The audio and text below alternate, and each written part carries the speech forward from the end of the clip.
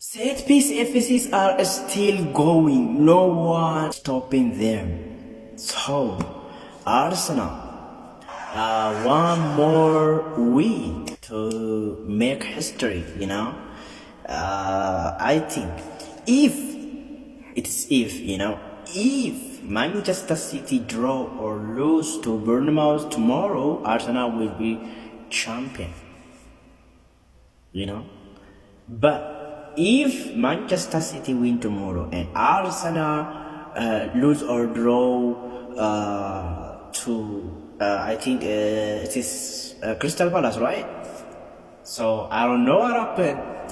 So Manchester City have 2 games on their hand against Bournemouth and Aston Villa.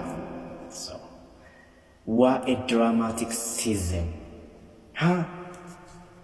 What? ምን አይነት ነገር አርሰናል አሁንም እየቆመ አይደለም፣ እያስቆሙት አይደለም። ማንም እያስቆመ አይደለም። ማንም አርሰናል እያስቆመ አይደለም።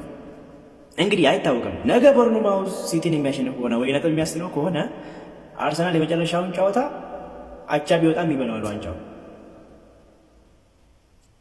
ገባችሁ? ነገ ከተሸነፈ ሲቲ ማለት ነው። አይታወቅም። ቦርንማውዝ ታውቁታላችሁ፣ ከባድ ክለብ ነው እና ግን ሲቲ ነገ አሸነፈው፣ አስቶን ቪላን አሸንፈው፣ አርሰናል በክሪስታል ፓላስ ወይ ነጥብ ከጣለ ወይ ከተሸነፈ አርሰናል ያበቃለታል።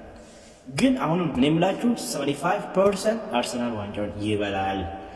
እኛ ደግሞ መቼስ ዋንጫ ያላየ ብርቁ አይደለ፣ አያስቀምጡንም፣ ያቃጥሉናል። ይሄን ጠብቁ። ፈጣሪ ለኛ ሲል ይከልክላቸው ለማለት ምን ማድረግ እንችላለን?